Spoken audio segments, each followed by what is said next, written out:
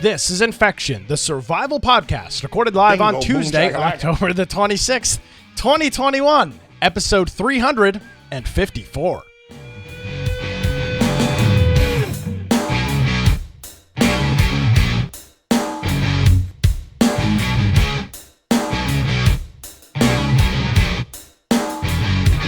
All right, welcome back. Welcome into another episode of Infection, the survival podcast. Infection is your source for the latest information on survival video games. We try to keep you abreast and up to date on some of the ongoings in this very niche industry that all spawned, of course, with the launch of everybody's favorite game, H1Z1. My name is Nick Craig. You can follow me on various social media channels by visiting my website, nickcraig.net. You can also check out my daily political antics by downloading the Wilmington's Morning News podcast, available wherever you get your podcasts. That's 3 hours of content each and every day. Joining me, as he does, from the once great city of Boise, Idaho, yes, Brian with an I, Aldridge. Hello, Brian. How are you? I am doing very well, and yes, he's referencing a little bit of news happened in Boise, a mall shooting, which is I don't think we've ever had a mall shooting here before. I'm sure that's which not for the correct. Size of our city. Well, I don't think we've ever had like a shooting in our mall like that. Okay. It's like a mall. We only have one mall. Yeah, that's actually what we call the mall. There's kind of mini malls from the old days. So yeah, we just have it. So it kind of shocked everyone, caught them off guard. Luckily, minimal people killed for the amount of shots that went off and just everything. Because I mean, he injured like 5 people, I think. So it was a lot of shots happening, and 2 people died, and the shooter died as well, from what we can tell.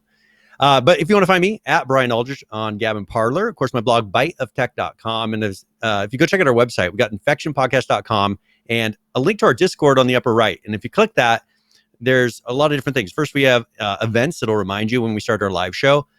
We also have a news channel. So if there's something you think we should be covering, toss it in the news channel, and we'll review that and look at the links before we start the live show. We also have our Steam group, which I did today. Nothing happened.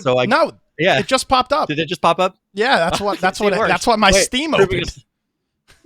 Look at this. There we go. Wow. Hey, look, it worked. Only 9 minutes after the show started, and I did it a while ago. We did it, Mom. But yeah, we did it. We got the notification this time. And then we got links for video forms of the podcast. So Twitch, YouTube, Mixer, there's no Mixer anymore. DLive, BitChute. And then the podcast extras if you want to see some of those pre and post shows that we do. For the live shows that you'd have to get those on the video form. But after the fact, we have all the audio forms of the podcast, and those are what most people listen to on the lower right. For whatever platform device you want to use, just jump down there and click it. But while you're listening, I really encourage you to follow along with the episode notes that we do. And as you're listening, you can click through the various links. A lot of them are articles. We have some videos, a lot of different things that you can kind of review on your own time while you're listening to the show. That probably, I think, adds a lot to it. If you want to support us, you can do that through there's Subscribe Star. We got Humble Bundle. You heard at the beginning of the show, we got Prime Gaming subs. So a lot of different ways you can support us. We're really looking forward to going to some sort of a convention next year, if things opened up. But we will see. I'm not going to guess what's going to happen a year from now with all the things that happened this year so far.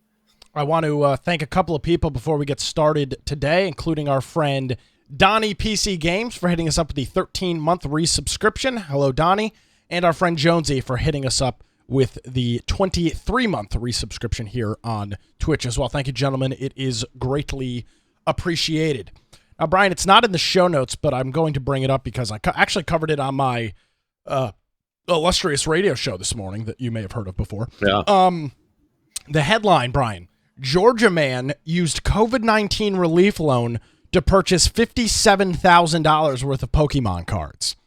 So a man is facing wire fraud charges after he allegedly spent $57,789 on Pokemon cards, wow, according to the Associated Press. He received an $85,000 COVID-19 loan in August of 2020, and it could face up to 20 years in federal prison and a $25,000 fine.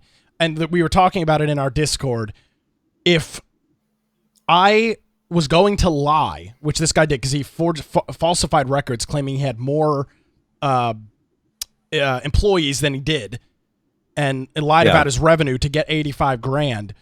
I just can't envision why you would spend that, why you would spend such a large sum of that on Pokemon cards. I mean, if you're going to, I'm never a fan of committing fraud. I'm a man of the law, as we're all aware. But if you're going to commit fraud, at least commit fraud, like something that's worth committing fraud on. You bought $58,000 worth of Pokemon cards. What a loser. Well, seriously? What the hell? I mean, you know someone who's really into that. They're going to be looking at like, oh, this is an investment. The thing's only going to go up in value. And such a copious amount of money.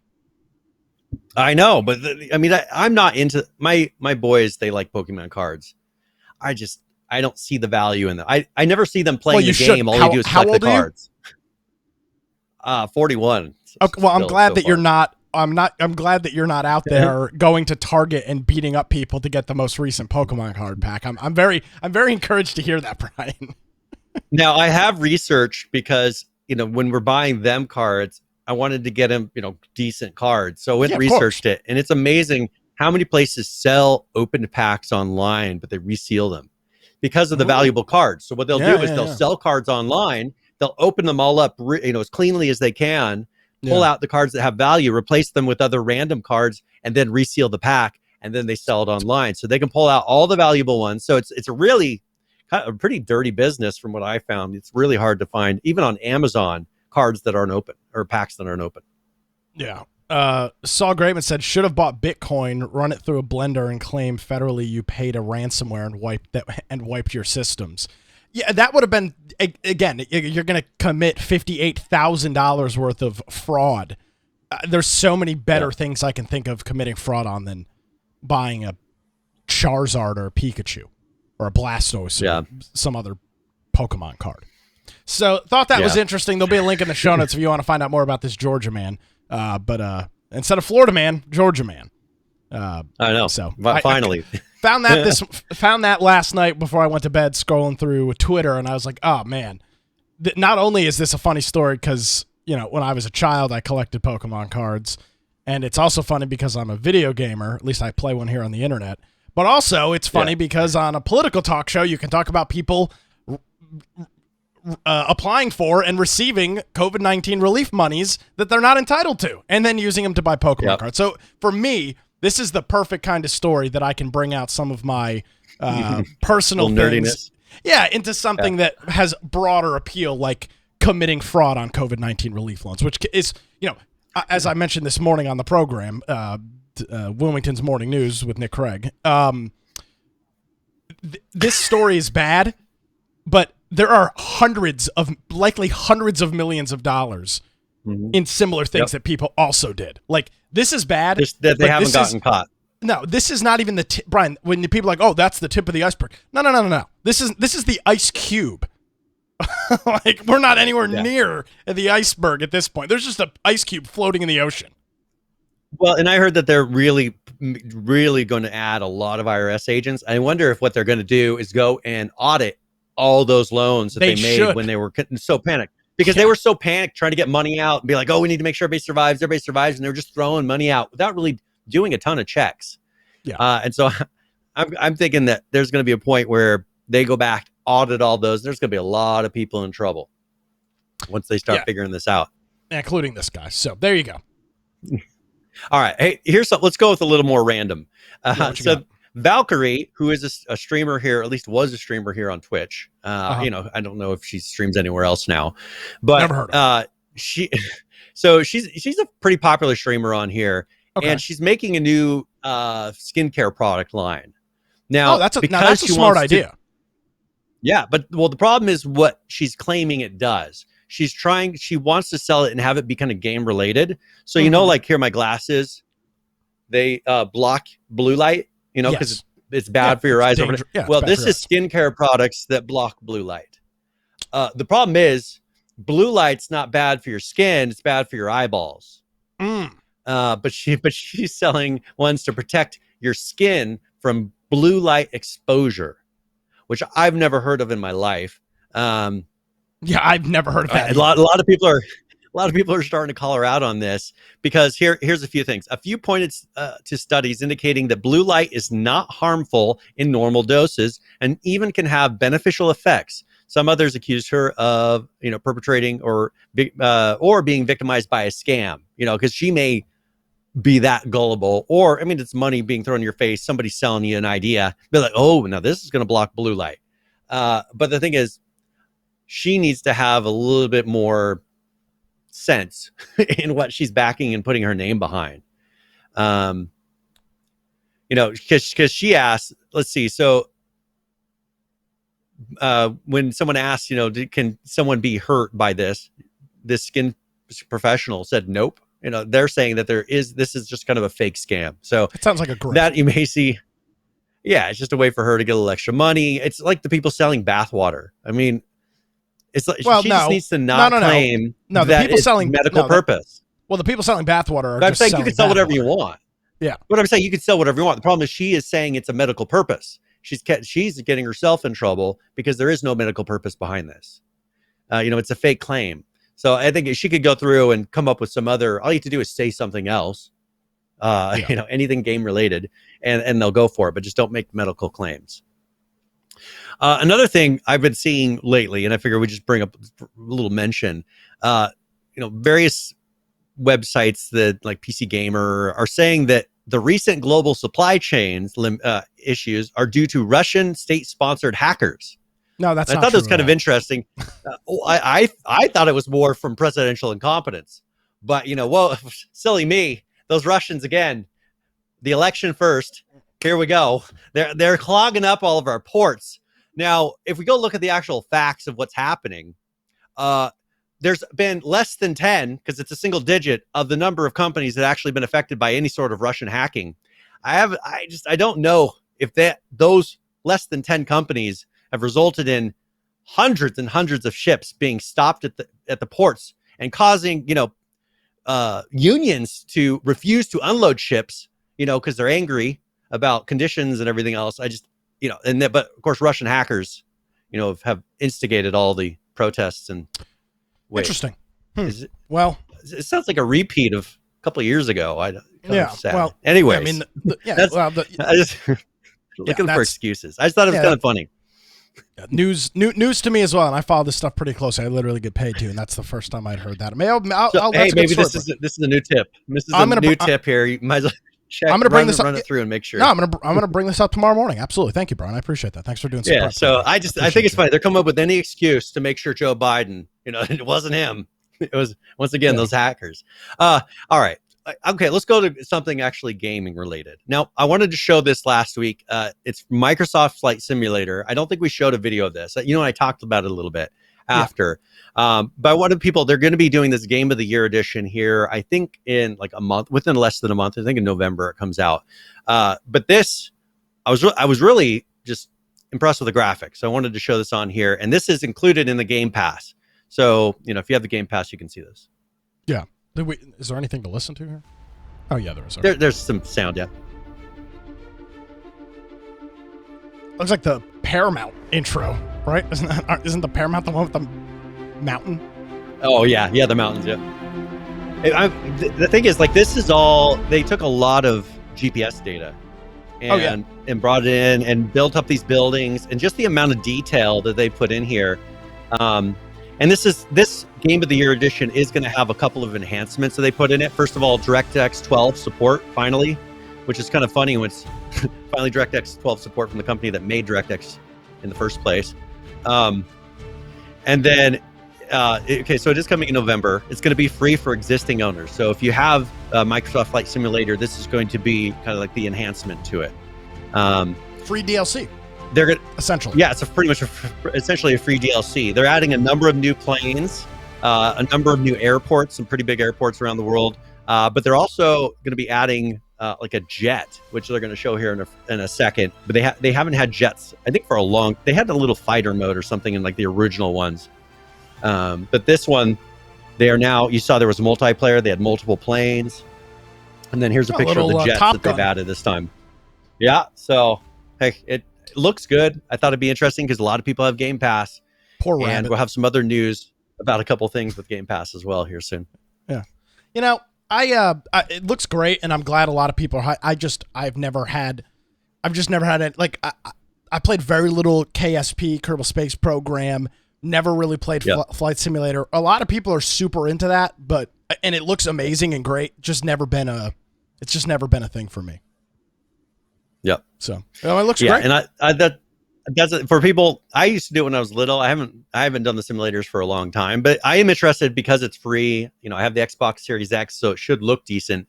One thing to keep in mind though is Nvidia is now adding to where you can be playing PC games on your console. So I think it's with GeForce Now. They have it to where it will run the PC games on. I think that's through the Nvidia cloud, if I remember correctly. I didn't think GeForce Now ran on the Xbox. It does now. So they've just updated it to where you can now run PC, Xbox games, or whatever's on GeForce Now, PC games on the Xbox console through GeForce Now. So this is kind of opening up.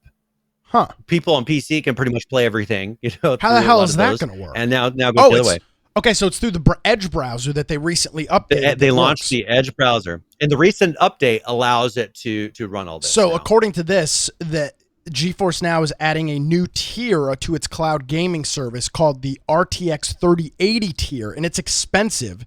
It's $99, so $100 for 6 months. I don't know if that's an introductory price or if it's going to be $200 a year going forward, which is expensive. But for you to get access to a relatively expensive GPU, maybe it's not the worst deal in the world.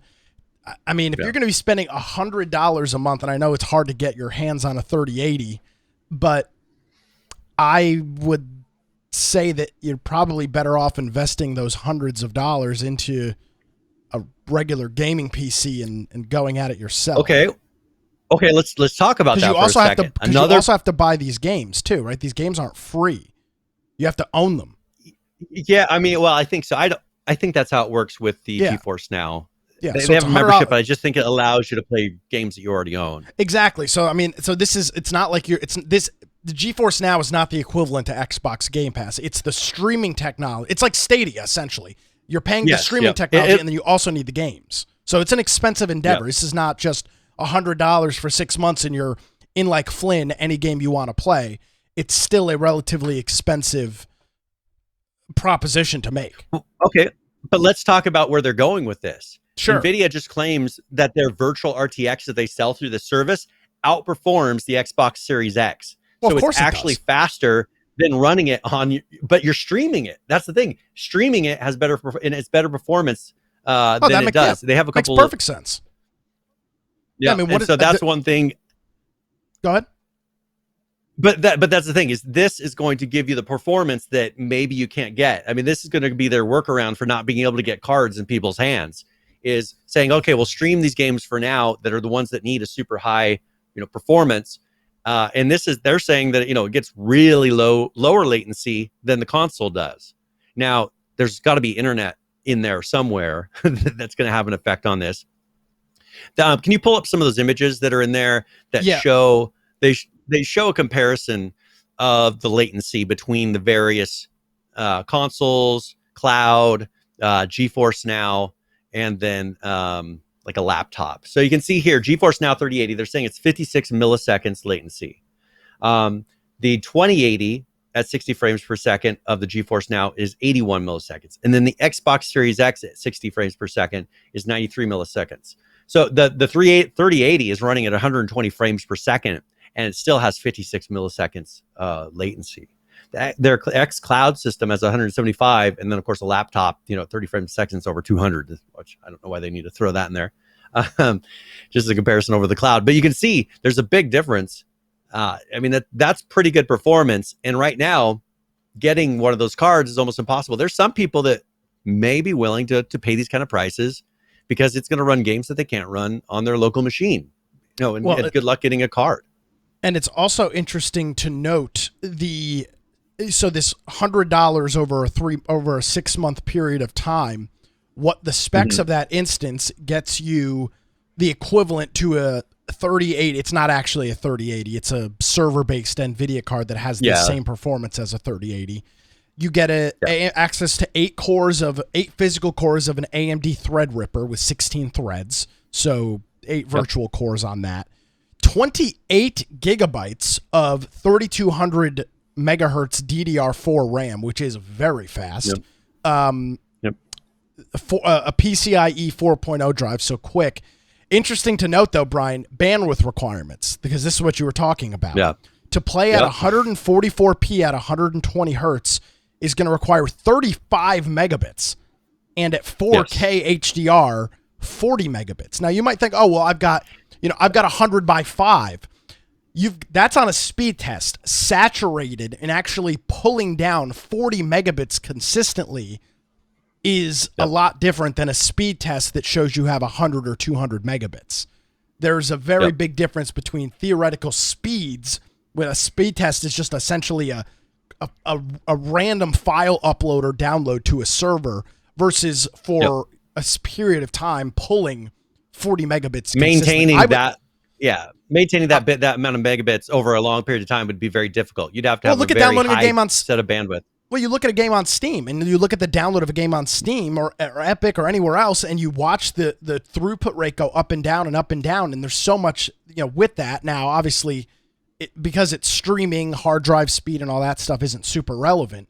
But I'm very curious to see what the real world performance of this looks like. I would be shocked if many people are going to be able to take advantage of 4K HDR at 40 megabits with low latency. That's a very high bar to stand on.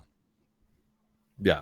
And that's the thing is, for people though, look at their equivalent of renting a machine. So the $100 for 6 months is not bad. When you view it, is not a bad price for what you're getting. So I think for people that maybe even don't want to have a full PC, because imagine if you're playing on some sort of a really lightweight device that is purely streaming and you're hooking it up to a TV. You have a device that's maybe worth $50, that's your input device, and then it's streaming at the level of a super high-end machine all the time. So you're always cutting edge. I think for people, it's kind of like renting a computer, and I bet you'll get people to do it. And one thing, they're introducing technology. Can you show that second frame really quick? Which there's a thing they use, it's called adaptive sync. And what they found is you actually get better performance when you're sitting there and syncing up every single request. And they show an example of the dropped frames when you're not doing syncing. When adaptive syncing is off on the upper right, you'll see that things get out of order, and so it'll have a resend. Just issues happen. When they do the adaptive sync, you end up actually having a faster set of data, because they're only sending the data, and they're syncing the transfers of the data to where it's not like here, I'm going to send it, hopefully you get it, let me know if you don't, which what they were doing before. So this is kind of how they're building that technology. You can see a little representation. Your input goes to the cloud from your mouse. The input comes to your monitor from the cloud. And they're then just syncing between the two so that everything lines up with this adaptive sync. So we will see. I think this is a good. There's a lot of competition now all of a sudden in this space. I don't know which one's going to come out on top, but this, for people that want really high performance, I think it'll be a good option. Xbox, their cloud service is more, we'll see how the performance works on that. They have ones where you can stream from your Xbox. That also requires a lot of internet. It's going to take internet, I think, catching up to this type of technology, and then I think it'll be really popular. But I think there's not enough people right now that have the internet to be able to handle this, to make it just be the de facto what you go to. It seems like for the specs, and I'm just pulling this kind of out of my ass, so take this for what it's worth, but it seems like those speeds and those specs, when I say it requires fiber, I'm not talking about a gigabit fiber. I'm just saying a fiber internet connection versus a DOCSIS. Low millisecond. Yeah, versus a DOCSIS coax. Even though you can pull 300 or 400 megabits on a coax connection through DOCSIS, the quality of that internet in terms of latency and things of that nature is very different than what you can get from a true fiber connection. So that might be part of it. We can use an example. The server where our Arc server is at, that's a fiber connection to the building. And it gets 1 to 2 millisecond delay. So that's really good. The 1 to 2 milliseconds, it's a gigabit up and down. That's a perfect connection, right? For right now. Now my one here, there's a lot of times I get 12 milliseconds. This is cable. Yeah. That's 10, easily 10 milliseconds more, multiples more delay. I'm going to have much worse of experience here trying to run that service than if I were where our server was. Exactly. So, that's going to be the difference. I just don't think too many people are on cable. Too many people are on DSL right now. Not enough people are on low delay, low latency types of connections. But I think, in the next 5 years with infrastructure changes, that's probably going to change. Maybe these things are growing all the time. And maybe we're wrong about this. Maybe they have really notched in this service and really fine-tuned it to the point where it will work on regular DOCSIS cable connections. I'm very curious to see what the real world of this actually looks like. Well, okay, so let's go to one more thing. Now, my Xbox is working on what they call a cloud native MMO. Now this cloud native, what they're wanting to do is have it to where the game is in the cloud, so that if you want to play on your tablet, you can play on your tablet. Then you can switch over to your PC and play on your PC. It's going to be an MMO that's in the cloud, and so that you can pretty much play it on any type of device.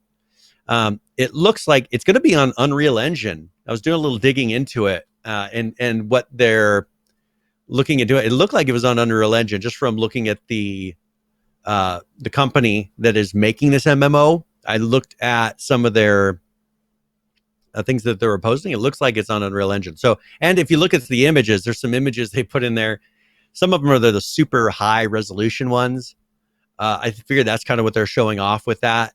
But it's supposed to be a really big one, and it's going to be made by Xbox. So we got another major player coming into the MMO market. Boy, it's interesting to see. I think it's good. It's essentially been 20 years, maybe not 20. Well, yeah, let's call it 15 years since MMOs were the bee's knees. Where there was 20 years. 20 years is when it started with EverQuest. Yeah, EverQuest was kind of the beginning, but around that range. Let's say 15 years since MMOs were like the hot thing, right? Call it like 2005, 2006, when some of that started tapering down a little bit. And now it's interesting to see with Amazon's New World, with Xbox reportedly jumping into this space, that there's this new generation of MMO that is as I've mentioned a million times, World of Warcraft and EverQuest and stuff like that. For the most part, it's not a given, does not necessarily appeal to the current modern player. And again, what do we look at? We're looking at kids as early as 16 years old that are the current, that's a current market that is trying to be advertised towards and promoted to buy games, right? Call it 16 to 25 or 16 to 30. That's it's a very different age range than what those people were 15 years prior. So this is very interesting to see Amazon and Microsoft I think they're finally hopping into this space. Well, the thing is, we talked about kind of last week just how outdated a lot of the MMOs are, and New World is built on new technology. I think we're now going to have a race of just because the technology is finally caught up to what we need to make a real giant world that's super immersive. You've got GTA who does it once in a while. They release games years apart that have these super immersive worlds, but there's not very many that do. I think you're going to start seeing ones that are just going to make these giant worlds, call them MMOs, and you can do, whatever you want in these MMOs. And that will, I think, kind of push technology a lot in this. There's a lot of things that they can do if it's in the cloud. Now, that's the thing, is you got to see, what do they mean by in the cloud? Are they actually going to have it to where you're streaming the game? Are they going to have it to where there's different variations of the game based on what kind of device you're using? So different experiences. They haven't gone into it a ton yet. But what they're envisioning is, first you go onto your tablet or your phone to go craft, farm resources, things like that. And then when you need to go into something that's more complex tasks, or like a raid, you jump onto your console or your computer. That's what they're envisioning with this, so that you can still do some things on your tablet and phone, but then you can instantly switch over and have a keyboard and mouse and do the full everything. It's an interesting idea. I'm curious to see how much of it, if it even comes to fruition. I mean, they might realize it's unrealistic, but it seems pretty cool, at least from the initial. Well, what we know this about this is where, I mean, if you want to have a giant world that is just too much to load correctly on a local system, this is where you go. I for an MMO that's just a gigantic world, it's doing some sort of I mean, if you don't need something that's super responsive, but we just talked about those things are kind of being fixed with technology. This is doing something like this in an MMO where you can load a world that's just not something you can load on a phone or a small device with limited hard drive space, limited memory, limited specs. I think this is going to be kind of the new way to do it, to where you can give them a huge world, but they can just do it wherever on whatever device. I think that was mostly the Microsoft stuff that we had. Do you have a preference on what we talk about next? No, not particularly. Okay, so let's kind of move over to New World here for a second, and just some of the news that's been happening with that. There's been a lot of complaining about server transfers that were supposed to be allowed, and then all of a sudden, they said that there was an issue with it. They pulled it, and now they've opened up server transfers. There's a video if you want to play it really quick. It just shows how I don't think there's not really talking. There may be a little bit of sound, but it shows how you can do a server transfer in game. I've been waiting for this because there's some players in our podcast on another server, and I've been waiting for this to open up. You go to the store right now. It says free. You can purchase a world transfer. It then lets you switch to. I don't know what the limitations are as far as the server. If it has to be in a certain region. Here you go. Whatever. So you must be in a sanctuary, settlement outpost, spirit shrine, or watchtower to be able to transferring. pour it out, pretty much. You cannot belong to a company before. I assume that's like a clan. Yeah. And then you cannot have an active trading post buy-sell orders before transferring. Your friends list will be erased and will not carry over because obviously you won't have any friends on that server. You'll be on a different server. Yep. Yeah. And PH is saying it does appear to be region locked. Okay, so that's why I may not be able to. I may not be able to do it. I know that they've been really just apprehensive on doing certain things because they're trying to not fall into some of the pits that all the other MMOs always fall into, like with gold duping and gold farming and selling. They're trying to figure out ways to limit that from happening because any game like this, people want to have a ton of gold, and so it becomes a big market like it did in WoW. So they did say there is a exploit that's going around right now where if you use it, they are telling you will be banned.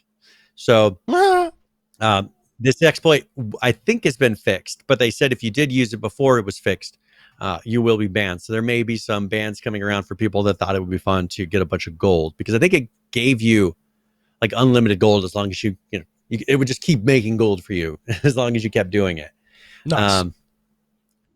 So some players among this small set transferred gold or items while their character was affected. All these transactions are logged in our database, and we are reviewing them now. And any players found deliberately using this condition to gain advantage will be banned for exploiting. We'll also remove items or gold received where appropriate. So they are going through the logs, checking those out. And I haven't had time to play this past week, but that's not because it's not interesting. I don't want to play. I've just been so busy I can't. Like I haven't had time. And so I've been wanting to play it. I've been thinking about it, and it still is pulling me in, which is a good sign because a lot of these type of games, you just kind of wane on interest once you get into it, and it feels like a grind. This one has been a lot of fun, and hopefully I can get back into it. Let's talk about Bethesda here for a minute. And Starfield is the new game that I think all they really shown before this was a picture with, a little space station there. They have released a trailer talking about the settled systems and factions. So let's go ahead and play that really quick, and then we can kind of talk about it. Mainly, I want to show I think it's more art, not in-game graphics, but we can look at those and kind of decide if this gives us a hint of what the game's going to look like. All right, let's take a look. Hi, I'm Emil Pagliarulo, Design Director of Bethesda Game Studios. We're very excited to offer you this exclusive look at Starfield and the exciting universe we've created, which is an area of our solar system we call the Settled Systems. Our game is set in the year 2330, in a relatively small pocket of the Milky Way, in an area that extends outward from our solar system for approximately 50 light years. Around 20 years before the start of the game, the two largest factions in the settled systems, the United Colonies and Freestar Collective, engaged in the bloody Colony War. Today, the major factions enjoy an uneasy peace, but the settled systems is still pretty dangerous. There are plenty of human threats out there, like ecliptic mercenaries, pirates of the Crimson Fleet, violent spacers, or even the fanatical religious zealots of House Varun. The organization known as Constellation is committed to uncovering the mysteries of the galaxy, and as one of its newest members, you'll explore the deepest reaches of the settled systems, and you'll find yourself at home in the Starfield.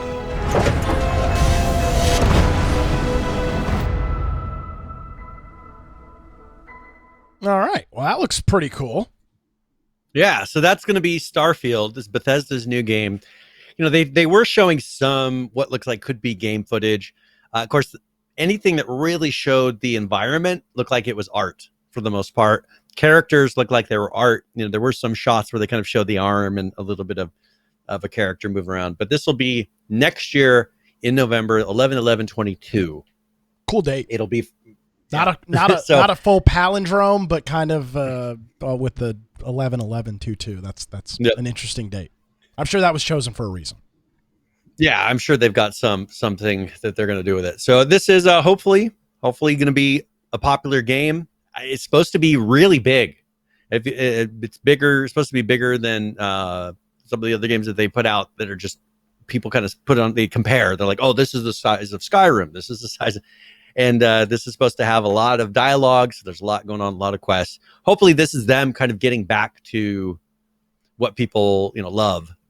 And hopefully it's a really fun game. And they've been teasing it a long time. So hopefully it comes out. Yeah, no, and I'm sure it will.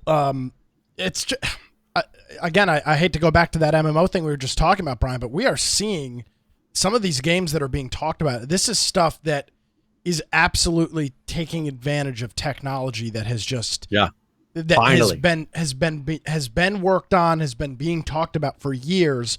And it's finally matured to a point where it can now support real life applications. God, we saw a game at PAX East in 2017 that tried to do something similar to this, and it was just too early. Yep. The technology was just not fully matured yet, and that game was essentially that game ended up being scrapped and didn't come to market. Yep. But now between New World, which I know is not that, but it's a huge world, this new Microsoft game. And now this new Starfield game from Bethesda, it seems like it's going to be able to take advantage of some of these pretty unbelievable pieces of technology. Yeah, and this is something that we've with technology kind of catching up on this. This market is we talked about a couple weeks ago. We talked about some of this like South America, Central America, and mobile gaming. Mm-hmm. They have to be careful because that's a huge market. They talked about how huge South America, but it's a huge mobile market. It's a unique market. It's not like they're going out and buying PCs because a PC is what how many months of income for them. They're comparing the prices and but there's tons of people willing to play mobile games. There's this, which I think is going to be more of a cutting edge, and it's only going to be running on PCs or consoles, and then the last one, which they talked about being something that you can run on a mobile. I think that this is going to be kind of the finally the split. It used to be that they were getting it to where a lot of the games that would run on PC now all of a sudden run on console. But it seems like they're going to have to split off and figure that out again, or go to these straight streaming services like they were talking about. Square Enix, they opened a new studio dedicated to mobile games. That makes sense. Netflix, they have a new studio dedicated to making mobile games. Related to things on their platform. So this is going to be something that I think we'll see more and more is this PC and real big experience on a mobile screen. And I think they're starting to put money into it because that technology and mobile devices have finally caught up to where you get a decent experience on these, where 5 years ago, gaming on a phone wasn't anything nearly the same. Well, and the the success of free to play and the copious amounts of money that can be made by games like studios like was it PopCap? They're the one that owns like Yeah. Farmville and all of those games. The amount of money they're pulling in for a company like Square Enix, Ubisoft, whoever, that has traditionally made their bread and butter from selling $60 titles and DLCs here and there. Well, now they can make a free game. Like, for example, they've already announced their first project is going to be the Tomb Raider Reloaded, which is going to be a top-down puzzle solver. It'll be out next year. They can make way more money than they would selling a game. And it's a lot less work. It's a whole hell of a lot less work. They don't have to put nearly as much effort into the assets because it's a lot less detail when you're dealing with a mobile. They'll still make them HD, but they're not to the level that they have to do on a computer when you're counting for 4K screens, RTX, and all these other things. Another thing they announced is they're moving away from that de novo software. And I've heard a lot of reports of just issues. I mean, over the months and years, de novo software has had a lot of flack given to them because of what they do to games. There was another one where they took out, they were going to put it into one for a game that's coming out now, but it raised the frame rate 30 frames per second just from de novo. So Square Enix, I think, has finally given up on that, which is de novo is pretty much a DRM, license management, preventing you from copying and pirating the game. But it's always had problems. They are able to crack this, but it causes way worse performance. And I think there's just a lot better ways for them to deal with it. So you're starting to see a lot of companies actually get rid of this de novo software just because of and there's been where it starts crashing games. It causes a lot of problems. So a lot of times they end up removing it. Let's go and talk. Let's talk about Unity for a minute, because there was something they announced that we've talked, a similar thing that Epic has done or has talked about doing. Unity released it this week. They're calling it Unity Gaming Services, and you'll find some comparisons between Epic and their Unreal thing that they've been talking about of providing this kind of ecosystem of services to gamers. This is going to have a free tier and a subscription tier that's similar to AWS type of pricing. When I looked at it, it just really reminded me of an AWS. And so there's a video. Let's go ahead and play that video really quick, because they'll show some of the services. It's very generic as far as what they're showing on the screen, but they do talk about a number of the services. The base tier is free. So it has, just like what I was saying with AWS, they have a limited amount of use that you can use on a free tier. And then as soon as you have a lot of people on it, they can kick you up to a paid for tier. Creating your game is just the beginning. With Unity Gaming Services, you can build a foundation that brings your game to life. Empower online multiplayer gameplay. Create unforgettable social experiences. And connect gamers across the world through positive communication and play. But games don't just launch, they live. With UGS, you can showcase your game and acquire the right players to experience all your game has to offer. To bring your new online community to life, you need to engage players with the right content at the right time. Then get insights to understand what motivates them to play and deliver new personalized experiences. As a game developer, your journey doesn't stop there. With the right tools, you can drive sustainable revenue to bring more of your vision to life. And if you need an extra hand, we're always just a click away. Join studios of all sizes and take your game to the next level with Unity Gaming Services. Huh. Well, that's a very interesting concept. Yeah. So what they're offering is like they were kind of hinting at it, like a plug and play. You pretty much enable a service and then it puts it into your game for you. So they have what they call Vivox, which is their in-game voice and chat. They have Netcode, which is the multiplayer framework. So you pretty much put in a plug-in and it'll give you a lot of that back-end network code. Relay allows players to have secure peer-to-peer net connections. So pretty much, not really a VPN, but the same concept of a VPN, pretty much routing your traffic through some sort of service for them so that one player cannot see the IP address of another player. Because when you're doing P2P, that is a bad combination, especially when you're being competitive. If you're doing P2P, you got the other people's IP address. The old days of drop people off. Call of Duty on Xbox, you have guys that would be running Wireshark on their network and grab IPs seeing and who they're connected to. DDoS people, and it was those are the good old days. So you could ruin the experience of the other player, drop them off of the game, all kinds of things. So this allows you to still allow a P2P experience without all the negative side effects. A lobby system where it has private public lobbies in a plugin system. Multiplay, which is just a way to host and manage your game servers with probably multiple game servers at a time. Matchmaker, which is a matchmaking system that they pre-built. They have Cloud Code, which is an online editor, I guess. It's some way that you can go through and use a platform to go and edit your code and adjust your code. That's kind of hard. They don't really show examples of what it looks like. So, but it looks like some sort of an API system that you can go and create background jobs, event handlers for the game. Just make changes to things that are happening while keeping your game online. Cloud saves is part of this. Economy, which is creating in-game economies. So it's a system that they've kind of pre-built. Big. That's big. Yeah, right because there. this is all hard stuff to do. Yeah, exactly. It's hard to do it right because you can really mess things up easily. They give you authentication so that you can assign accounts to the players and have backend data for storing and tracking those. This is all stuff that's kind of hard to do for someone that's maybe knows one area of development, but they want to make a small game, but they want to have these features.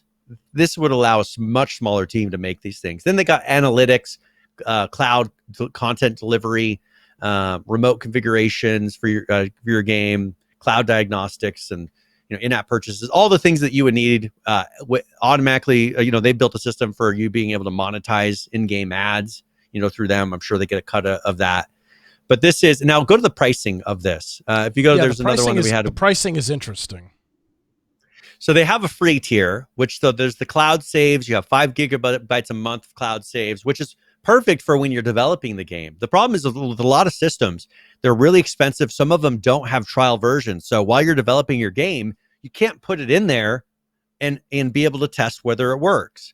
With here, you can test it in your own little system, and they give you plenty of space to test locally and on your own, and plenty of bandwidth, I guess you could call it. And then when you're ready to go and start actually using it, you just start using it, and they'll start billing you based on the more people you have on there. Yeah. Or the more usage that you have. So cloud saves, they have economy, cloud code, all of that. And you can see that it's done by either reads and writes or and gigabytes per month, which is exactly what AWS does. Then you have analytics, which is events per month. They give you 25 million events per month, which depends, I guess, would depend on how your code works as far as what the hell when things happen. Yeah. Remote config is free. A/B testing is free in that. They've got cost per install, which is user acquisition. That's per ad. So the ads is kind of the same across the whole thing. You're getting revenue from it. So it's not really anything you pay for. And then, it's all the way through lobbies. It all seems very reasonable as far as the beginning prices. I would have to calculate out in a real-time usage what, AWS isn't always a good deal for everybody, right? And this, as an example, may not be a good use for everybody, especially on a free-to-play game. If they have to come up with a way to make an income because you're guaranteed to have an expense. So this will be for people that are either willing to run ads, willing to do microtransactions, or charge for their game somehow to be able to pay for these expenses. But I think there's a lot that fall under that would be willing to do something like this. Well, and this is, we often talk about how Unity has not, at least as of, late, has not really been the go-to when it comes to... They've not been cutting edge enough for a while. They've not been cutting edge, but I'll tell you what, Brian, you talk a lot about some of these indie games. I'll just use them as an example. We talk about our friend Josh from Zera, what was a relatively small studio, it still is, for a group like that to not have to deal with things like building your economy, dealing with things like building your net code and lobby netcode systems. Is a very hard thing to do. I don't think people understand. Voice when they chat. say netcode, there's a lot to it. Yeah, voice chat and all these other things, Brian. This is very, very lucrative. And this... I think it fits their audience, too. It fits their audience, and this very well could pull them into the sphere of, okay, now, it seems to me right now, and I'm not a developer, but we spent enough time talking about this stuff. Seems to me if you're building anything that's more than kind of a top-down, and again, I always have to be reminded that Rust is built on Unity, and Rust is very advanced. But for the most part, a lot of Unity games tend to be a little bit more subdued than what you see from Unreal games. But with this system in place, for small studios, Brian, I know blueprints and all that stuff in Unreal are great, but damn, this is quite the offering. And again, if you use the free tier and your game doesn't take off, you're not really out anything. And if you do pay for it, if you don't have that many people using it, your costs are not going to be very extreme. And to not have Conan Exiles, great example. They launched their server host that they had partnered with was unable to handle their traffic for the first 5 or 6 days of the game. Servers were offline. It was an unmitigated disaster. For a group like that to be able to go and put this on Unity and for them to provide that infrastructure, this is very, very lucrative and very well could put Unity back into the space of, okay, I'm going to build a game. Here are the pros and cons of these platforms. This is a very big pro for them. This overarches what some of the things that Unity has to offer, no question about it. Well, and this is the thing, is you look at, I've seen a kind of a split here, because for a long time, they viewed Unity and Unreal in a very similar way. They were very similar. They would say, oh, this one's easier to program, but this one they had benefits kind of back and forth.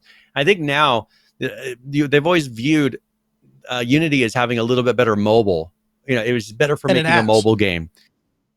And it is that way. I think we're going to find that you'll have more of a type of game like it has been, but I think even stronger now. And I think they're starting to embrace that. They're realizing that it's a little bit harder to make a AAA game on Unity sometimes. You just look at how much work Rust puts into remaking so much areas of the engine. I mean, if you look at how they redid the ocean code, they redid how all the visuals work. They've been rewriting so much and adding to Unity, where a lot of that comes out of the box. And so I think you'll find companies that are wanting more of what Rust ended up looking like going with Unreal, because it's hard to make Unity look like that. And I think you'll see where now we're seeing a lot of these games that want to have, because where they're finding that Unreal handles open world really well. I mean, if you just look at what they're able to do, even on with Fortnite, the fact that they can have 100 players and the world's changing on the fly and all these things are happening in real time, it's pretty incredible. I think you're starting to see a lot of these big studios going with Unreal, but I think you're going to see a lot of the smaller developers going with this, because they don't have the expertise on their teams usually to do a lot of these things that this is doing. Yeah, and the people that have a full studio, they have people on their staff that can do those things, and so they're going to be rewriting it anyway. So this isn't even on the table for them. I think you're going to start finding those people going with one set going with Unreal, one set going with Unity, and I think it's going to be based a lot on either these tools or the type of technology. They want to have either something super high resolution or a giant world, or they want something simple and easy to program and easy to implement these services in without having to hire on multiple programmers to do, net code and figure out how to, save things to the world and have the whole multiplayer level streaming thing work. There's a lot to all those things. Yeah. So I think that they're being very smart with it. Yeah. Props to them. So that's, Unity still growing.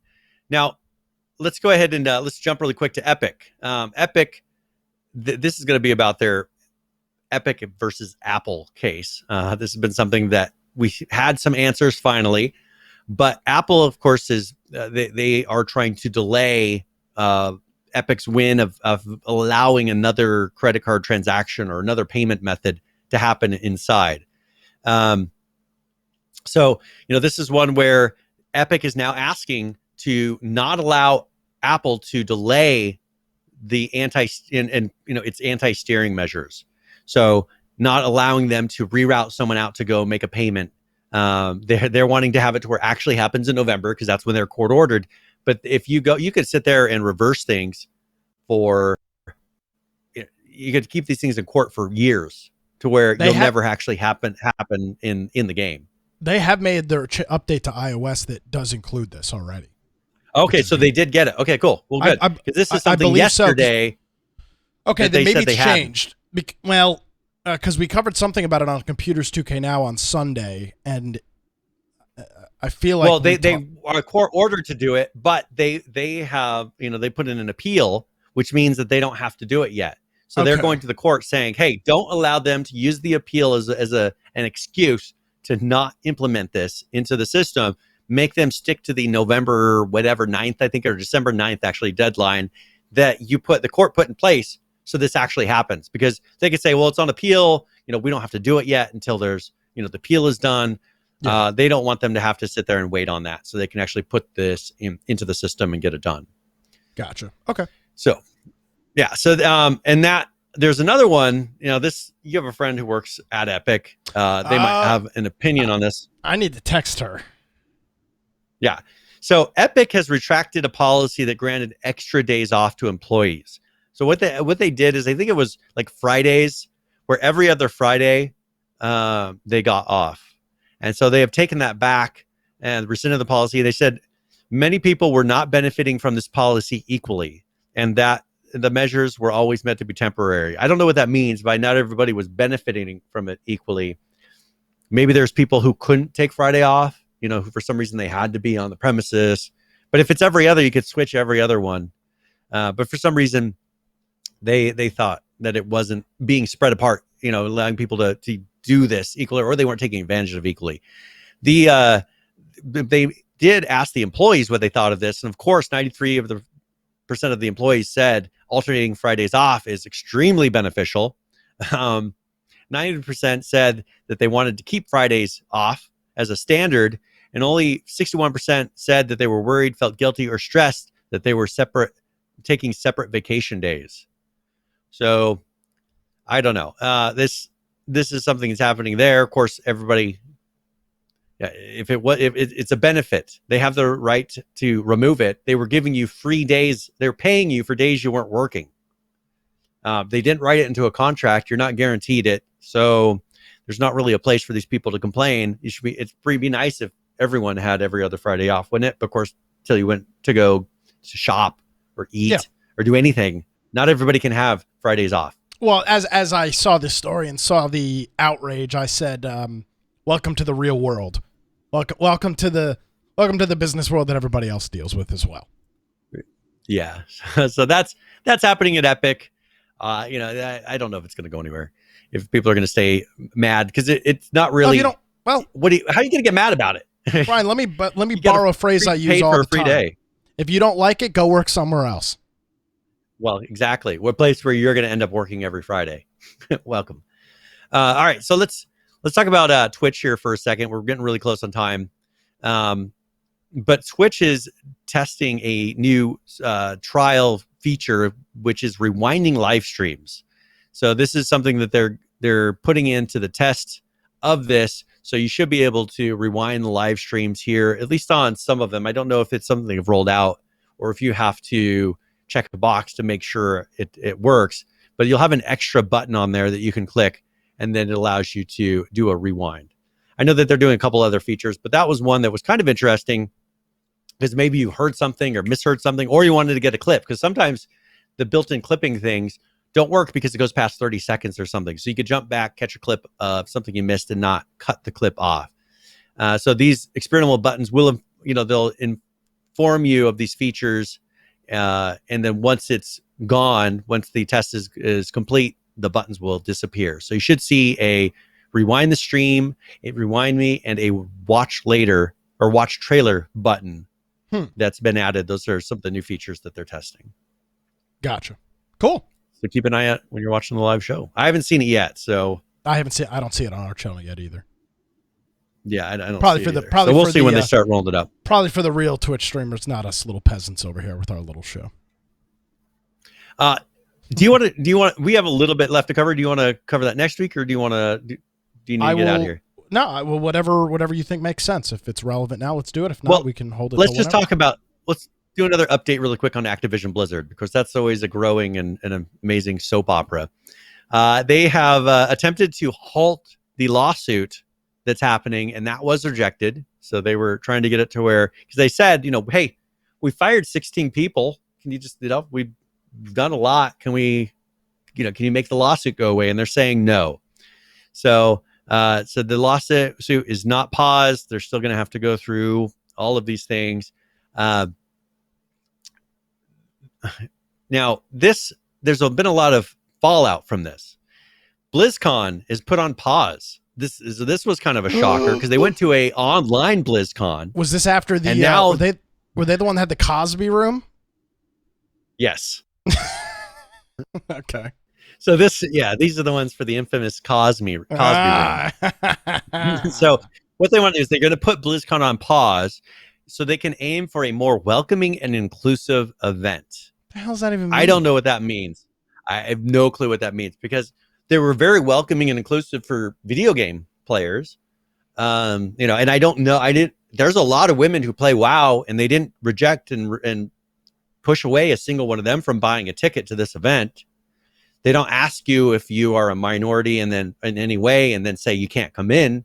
So I'm not sure how it could be any more inclusive. They're talking about things that developers were doing years ago that I'm pretty sure they're not doing right now. I think they're all in their best behavior and everybody's being really nice. And so I don't know what they're going to do to make this more inclusive, but it kind of worries me because here's some of the recent changes that they've been making. Of course, we know Overwatch's McCree on the 26th, which is today, is now going to be Cole Cassidy. So McCree was one of the people, I think, in the Cosby room, and that didn't go over well with everybody. So now it's going to be Cole Cassidy as of today. So there should be an update put out for that. Another one is there was a musician who made some comments about his war faction, his WoW faction, and what he thought of people in the other faction. And so they're going to be renaming a character that was named after him because of some comments that he had made, which is how some people talk when they're smack talking online. I don't know, but we can't have that. And so because of something that he said, when was this? This was years ago. In 2007, he said this. 2007, he said we'll call the F word at the end. And so that has got it to where he has now had his name removed from WoW, which is, hey, I guess, don't go cussing on interviews and saying things that'll piss people off. And that's it. So that's some of the things that have been happening with Blizzard, Activision Blizzard. And then there's another thing about Blue Point Games being acquired by Sony, but that's just, there's been a number of acquisitions. I'm kind of waiting for a little more details to see what kind of games that's going to point to as far as, that's Demon Souls remake. So the people that remade Demon Souls is the studio that they purchased. Interesting. So I think that's it. I think we covered everything. Oh, wait. One more that's tied to this. Battlefield 2042. There's more. Battlefield 2042 is introducing their first non-binary character. So first for the series, they now have a non-binary character that you can select that is neither male nor female. You know what even though it looks a lot like a girl. You know what I always find so interesting about this, specifically in this kind of game, is you don't spend any time seeing your character at all. Exactly. Other people only see your character. It's a first-person shooter. Well, in a loading screen, you might see it. Yeah, but I'm saying inside I can understand in an MMO where you're literally playing as a character, but you're not you're not really. Yes, there's character customization, right? You can change skins and crap like that, the same stuff you can do in Call of Duty, but it's not really. It's not an MMO. You're not invested in your character is not your character. Your character looks just like all the other characters. It just randomly, mine randomly picks from all the characters I have access to because I don't really care what it looks like. I just do everything random just to have a little bit of variety. Now here, what really made people notice is all the descriptions. They never said a he or a she. Everything was they and them. So of course they responded. They say, yes, Sundance is non-binary and uses the pronouns they, them. So that is a change that's happening in the new 2042 game. So other than that, now I think we're good. All right. Are we ready to roll out? Is there anything else you wanted to cover before we did? No, I think so. we're going to do a show on a different day next week. Do we know what day? Sorry, she did reply. Let me make sure. She says either one should be fine. I'm fine with Monday, but if Wednesday. If Wednesday's a little easier for you, then do Wednesday. Yeah, let's do it on a Wednesday, just because there tends to be a little bit more news that will come out on Monday, and there'll be some more news that comes out on Tuesday, and then we'll do the show on Wednesday. It seems like the Monday shows are always kind of weird. So next they usually don't put out news over the weekend. Yeah. So next week's Infection podcast will take place on November the 3rd. So quick programming note for that. We'll throw up an event on our Discord server that has the date for November the 3rd. All right, that works. Well, hey, if you want to find me, you can find me at Brian Aldridge on Gab and Parler. I've got my blog, biteoftech.com. And of course, our website, go to infectionpodcast.com and just jump on the upper right-hand side and join our server on Discord. That's where you can hang out. If you have any questions, you can contact us on there. We have a news channel if you want to submit news topics. Maybe there's a game that you're looking forward to that we haven't talked about yet. Post a link to it in the news chat, and we will review that and include it most likely in the next week's show. If you want to watch the video form of the podcast, we've got YouTube, BitChute, DLive, and what's the other one? I don't remember the other one. And then we have the pre and post show up there as well. And you can get a link to that. Down the lower right-hand side, we have all of the audio forms of the podcast. And with those are after the fact. So you can't watch those live or listen to those live, but you can, once they download to your phone or device, go ahead and listen. If you are going to be listening, I encourage you to jump up to the show notes and click on the particular episode that you're going to listen to, because we got a video and audio player in there. We have links for every topic that we discussed during that live show. And it's an easy way for you, if you maybe don't have the bandwidth to sit there and stream the whole thing of a video, you could listen and still see some of the videos that we discuss. If you want to support us, we have a support tab up top. We also have our Prime Gaming subs. We have Humble Bundle, Amazon. We've got a lot of different ways that you can subscribe, support the show. And that's all going towards our convention that we go to next year. So that's it for me. And thank you very much.